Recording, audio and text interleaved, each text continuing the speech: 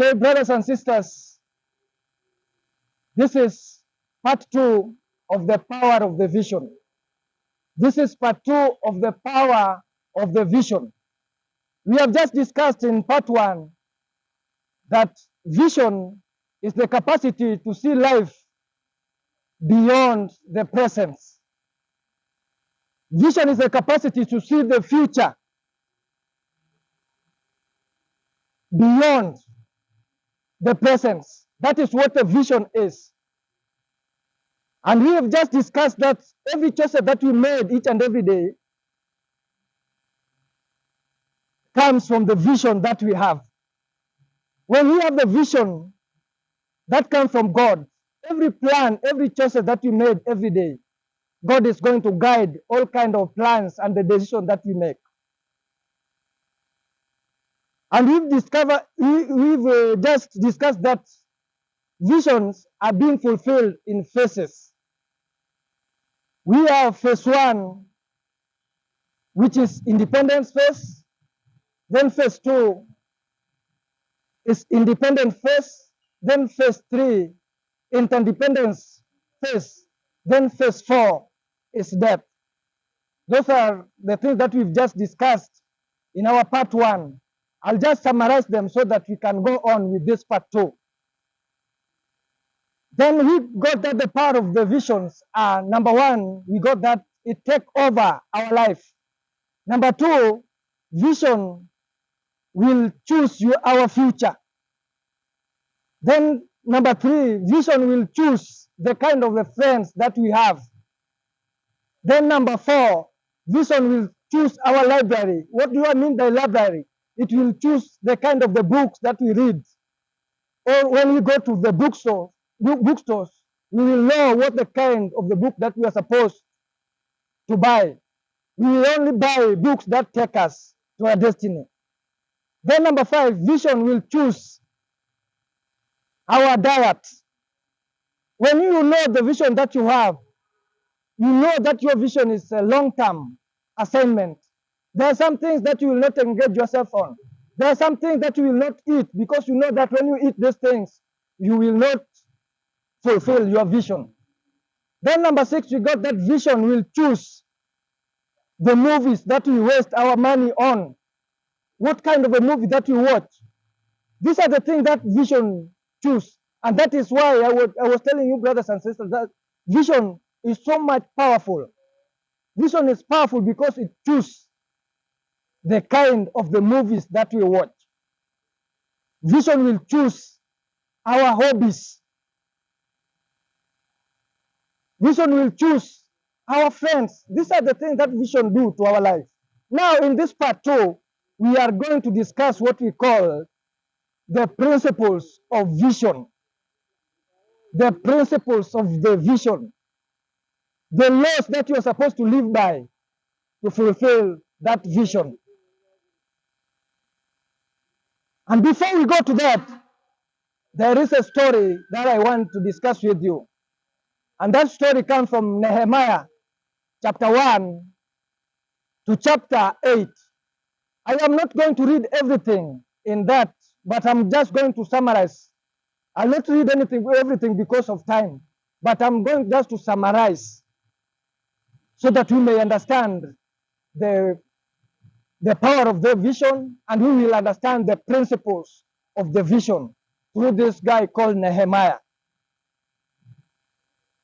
Nehemiah chapter 1 to chapter 8. If you have a time, brothers and sisters, you can just read it by your own. But at the moment, I'm just going to summarize the story. Nehemiah was employed on the king palace. He was working under the king Artaxerxes. Artaxerxes was the king, and Nehemiah was employed on the palace to be a cupbearer.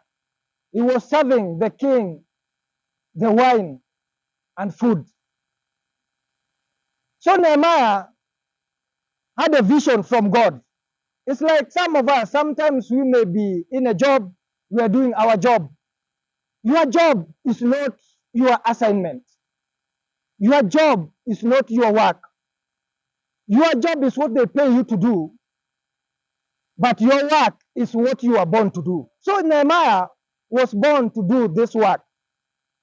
He was born to go and rebuild the Jerusalem walls and gates that were destroyed during the time of Nebuchadnezzar. So Nehemiah had this vision from God. He discovered that is the purpose why he was born. So one day while he was serving the king wine, Nehemiah was so much distressed in his heart. And the king asked him, Nehemiah, why are you so sad while you are not ill? And the king said that, I know this sadness might come from the heart. Remember, I told you in part one that vision is the function of the heart. Even you, while you are in your job, there is something you hear, you feel you are supposed to do, but you don't know what it is. And I want to tell you that is the purpose why you are born. That is a responsibility that God placed inside you so that you can fulfill His purpose. And that's why we are so much distressed. We are so much frustrated in our job. There is something, there is a cry in our heart. There is something that we are supposed to do. So Nehemiah was like that. Nehemiah had that kind of distress in his heart. But the king noticed, and the king has asked him, Nehemiah, why are you not sad? Why are you sad while you are not ill? And the king said that I know this sadness might come from the heart. Then Nehemiah replied, how can I be happy while the land where my father was buried lay down in ruins? The gates and the walls were destroyed. How can I be happy? Then the king asked Nehemiah, now what do you want? Even in our life, sometimes God may ask us, what do we want in life? Because God has seen you. You are so much distressed. You are doing some things, but the thing that you do cannot fulfill you. So God will ask you, what do you want? What will you say? Will you say that you need food? Will you say that you need a car or a house or a land? The Lord wants you to have a purpose in your heart, a purpose that is bigger than the things that you accumulate in life. So when the king asked Nehemiah, Nehemiah, now what do you want? The king said, Nehemiah replied, the king, I want you just to grant me a permission so that I can go and rebuild the walls and the gates that were destroyed during the time of Nebuchadnezzar, so that our people may get somewhere to worship our Lord. Then the king said, okay. The king wrote him a letter and stamped it and gave it to Nehemiah. And he said to Nehemiah, go and whatever you want to use in this kingdom, be it a timber, be it a stones, anything that you want to use, go and use it to build whatever you want to build. If anyone may ask you, what are you doing? Just pull out the letter and show him that you have given the permission by the king to do whatever that you are doing. Nehemiah was so happy about this. And Nehemiah said that he was afraid when he was asked by the king, what do you want now? He was so much afraid, but he went on praying in his heart. And the Lord answered his prayer. The Lord's grace was with Nehemiah. And that is why all things work well with him. Nehemiah went to build Jerusalem wall. While he started to build this project, the enemies arose. And these enemies, enemy number one was called Sambalat. Enemy two was called Tobias. These are the guys that were enemies of Nehemiah's vision. What do the scripture tell us about that? Anytime that you want to start anything, the enemy will arise. If you have a vision of your life, don't be afraid of the enemy, because these enemies are the people who are going to make you to fulfill this vision. When you have a vision or you want to start something, don't be discouraged by anybody, but just pray and be persistent. Have that passion for whatever that you're supposed to do, and it will come to its fulfillment. So when Nehemiah started to fulfill the purpose, to fulfill this vision, he started to build the Jerusalem wall.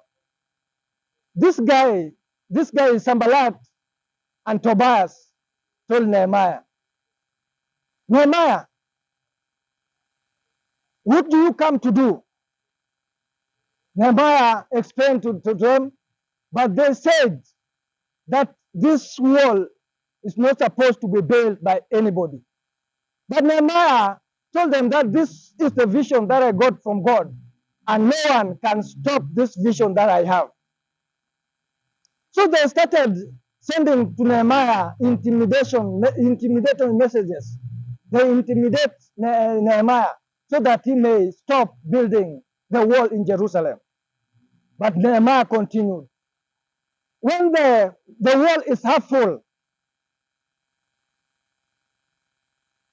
they discussed. These guys were the people who have influence, and they influence other people so that they can come to assume or pretend that they are helping Nehemiah to build the wall.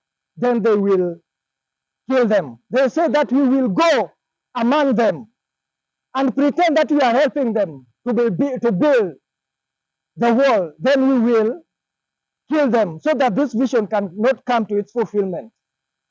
When Nehemiah heard about this, Nehemiah went on praying. He prayed to God to keep him going. He prayed to God. So the plans of the Tobias and Sanballat did not come to success. Because of what? Because they were against the vision of God. So God sometimes may send enemy to you just to encourage you. They think sometimes they intimidate you or discourage you, but they encourage you so that you can go on with the work.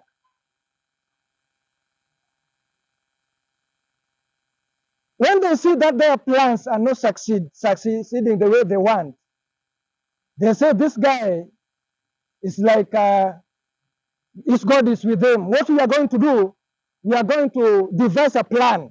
We are going to hire a prophet so that a prophet may prophesy to him and tell him that there are some people who are coming to kill you. So what you are supposed to do, just go in the temple and hide yourself there. Then while they hide themselves there, we will come and kill him. They hire a prophet to go and prophesy to Nehemiah because Nehemiah was a prayerful guy. So they devised a scheme on how they can finish him. They hired this guy and they told this prophet that go and prophesy to Nehemiah. So just go and tell him that there are some people who are trying, who are coming this night to kill him. So tell him to go with them at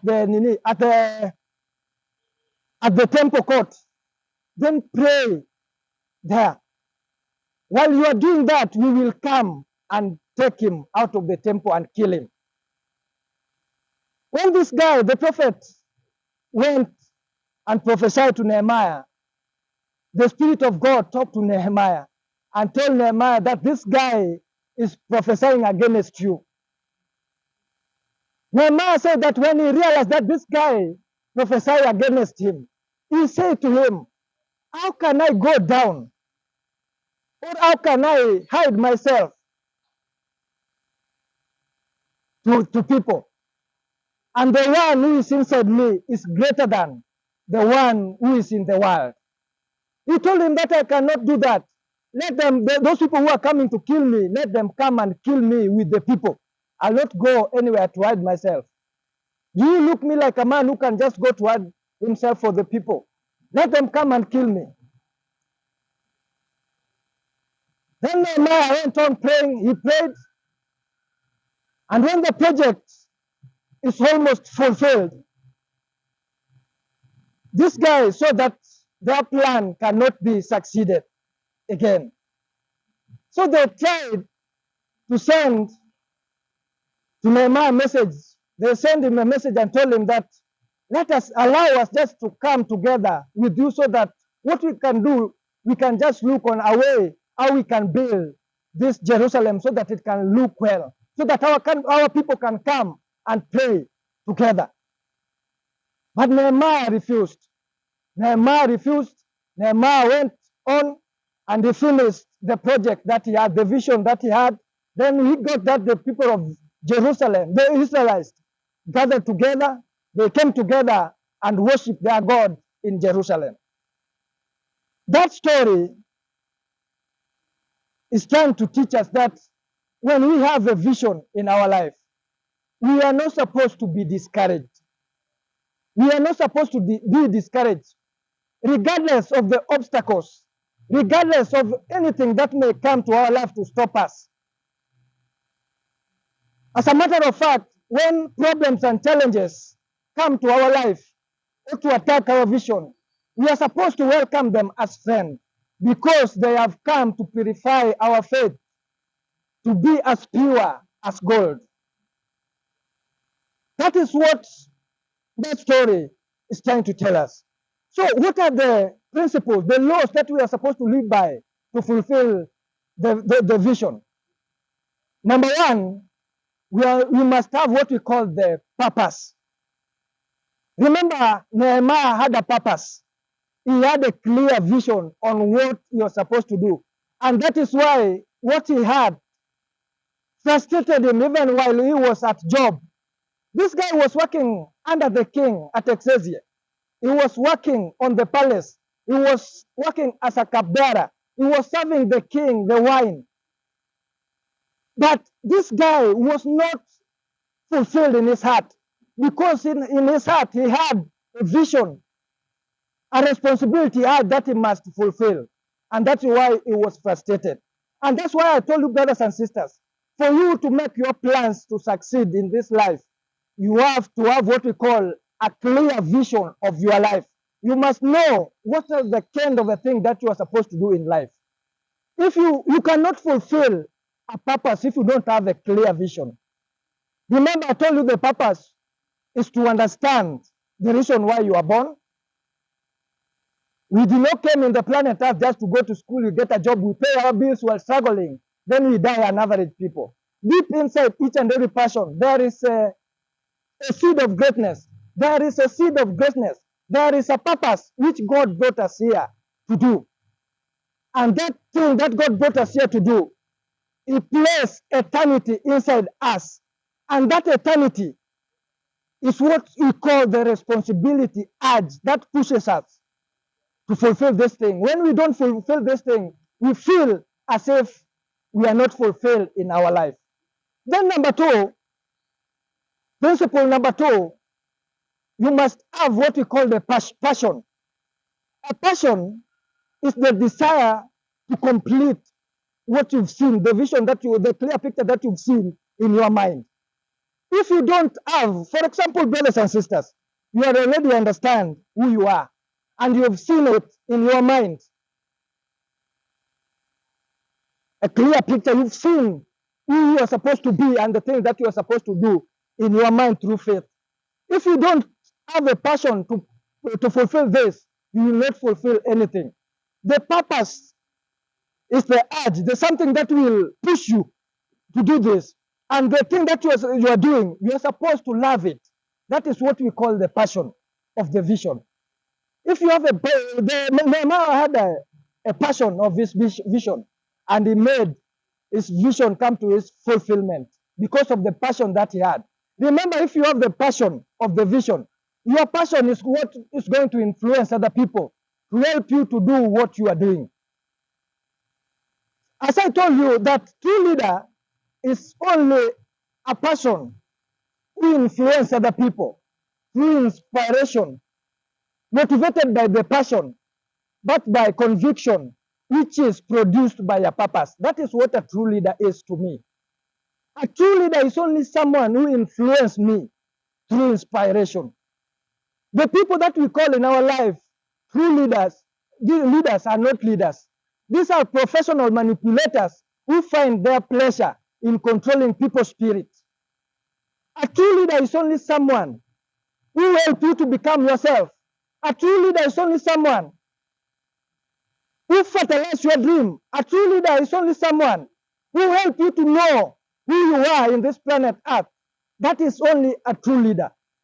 A true leader is the capacity to influence other people through inspiration, motivated by passion, but by conviction, which is produced by a purpose. That is what a true leader is. And that true leadership comes through passion. Without a passion, your true leadership will not be seen in this planet Earth. Then, principle number 3, plan. You must have a strategic plan on how you can make this vision come to its fulfillment. Nehemiah had a vision, and Nehemiah planned on how he can make the walls of Jerusalem to come to its fulfillment so that their people can get aware, a conducive environment to worship their God. And they planned for it. Even us, God is trying to tell us that we are supposed to know what we are supposed to do and plan it. The more you see something in your mind through faith, remember that faith is the evidence of the things hoped for. So you are supposed to put what we call a strategic plan on how those things can come to its fulfillment. Without planning, nothing will come to its fulfillment. Even God is waiting for you to plan so that you can show God where you are going. Remember, our future is God's past.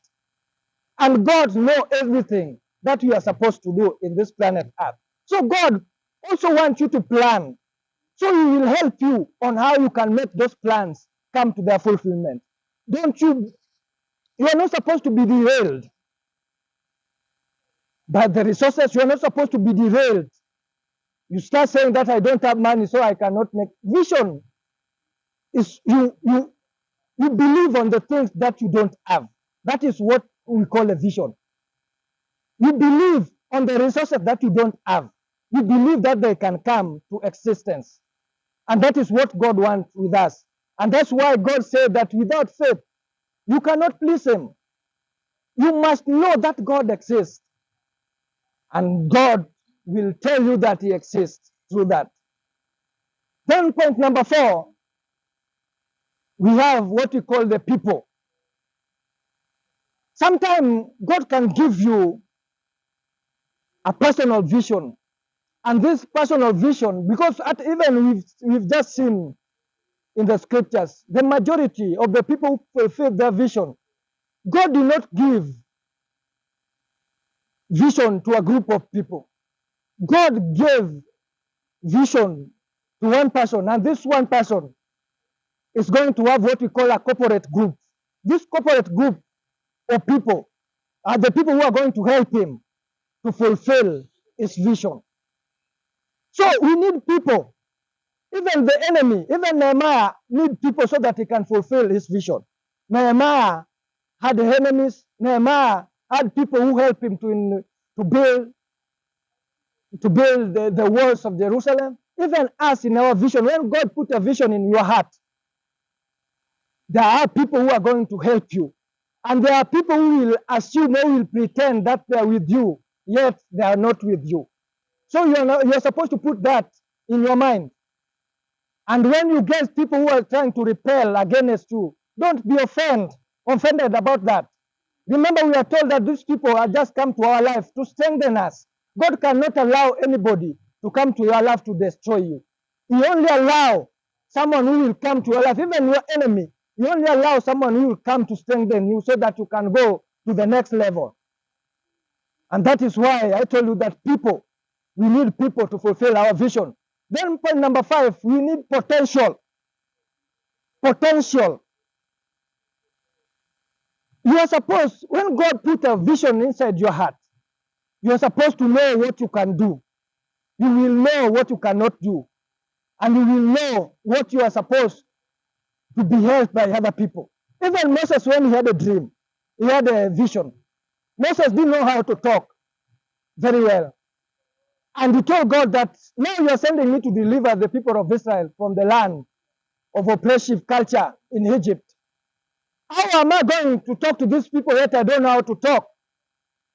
Then God told Moses that I am the one who made people mute. I am the one who made people who cannot see.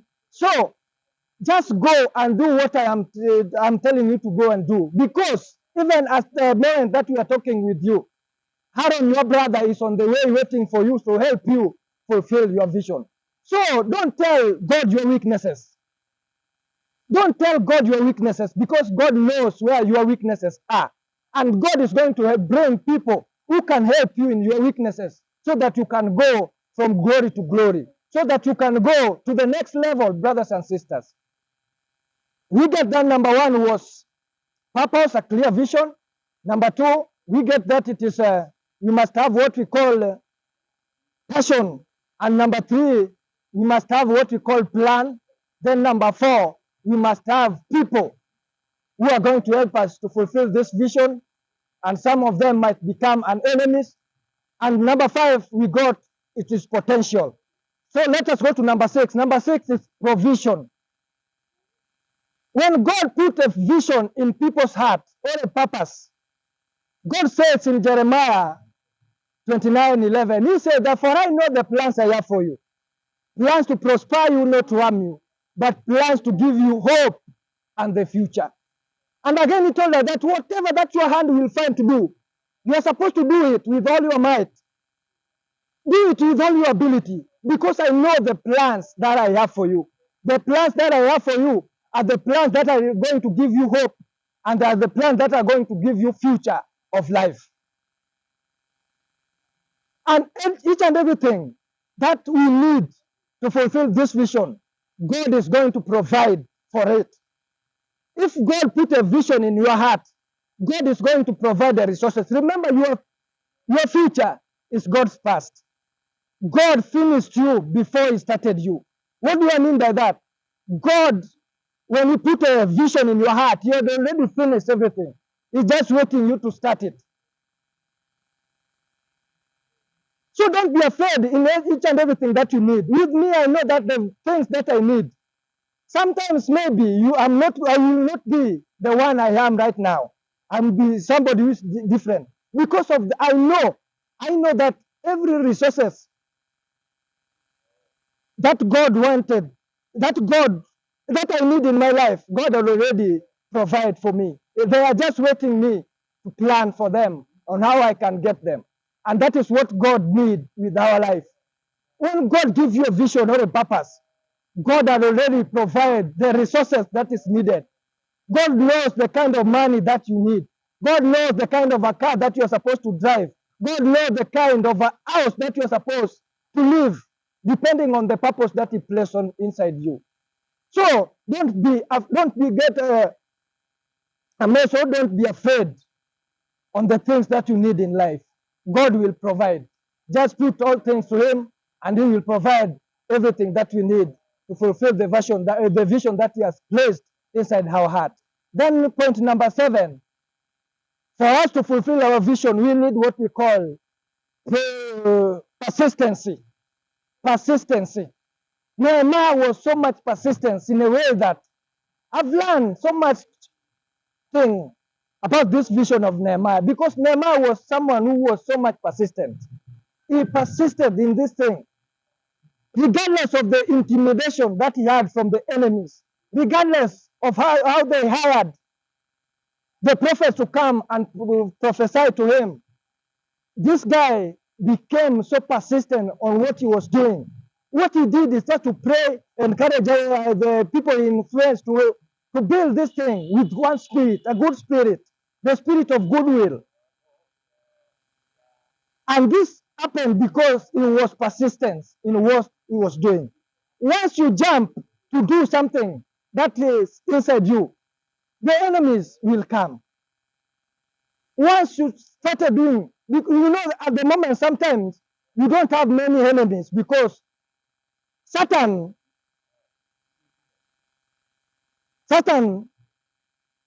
is looking for something that is inside each and every one. And when you are doing nothing, Satan will come to your life to do nothing. So it's just searching. Once you step out to do something, Satan will come for that vision. When Satan comes to attack you, he will use the enemies to attack you. It's just attacking the vision you have, not you. Do you know that the people who engage themselves in drugs and sexual immoralities, these people, inside them, there is a seed of greatness. And Satan has sown that. So Satan is just fighting for that because you know once you engage yourself in drugs, you are not going to fulfill the vision that God placed inside you. Once you engage yourself in sexual immoralities, you are going to come to go. You are going to make what we call the limitation, the bound between you and God. And that it is between you and God that is going to take you far away from God. And once you are far away from God, you will not fulfill your vision because the source of the vision is God Himself. So when you are far away from God, you will not fulfill that vision. And that is what Satan is after. Satan wants to put you away from God so that the things that are inside you, you cannot fulfill them. Then number 8, we have what we call perseverance. Once you are doing what you are doing, you must persevere for your vision to come to its fulfillment. There are some people, even their vision take them to prison. Somebody like Nelson Mandela, that is an example of a true leader. Nelson Mandela went to prison because of the vision that he had, and he came out with that vision. That is perseverance. Somebody like Martin Luther King Jr., he accepted to be killed because of the vision that he had. And that is why he inspired so many people. He changed the world because of the vision that he had. And that is the same reason why God wants us to know that the vision that we have sometimes may take you even to prison. Sometimes may take you to different places, the hardships and whatever. But you are supposed to be hard enough. Stand firm for your vision. Persevere, and all things will come to their fulfillment. Then point number 9 is patience. Patience. You are supposed to be patient. You cannot be influential in one day. Your vision cannot be fulfilled in one day. Sometimes we see people who have already achieved their vision and we admire them. But we don't know where this kind of people come from. We don't know what kind of life these people have passed through. And that's why God wants us to be patient. When you put a vision on a paper, just be patient for this vision. Be patient for the vision. You cannot be influential in one day. You cannot fulfill a vision in one day. Just put it in place and work towards it each and every day, brothers and sisters. Then last point is prayer. You must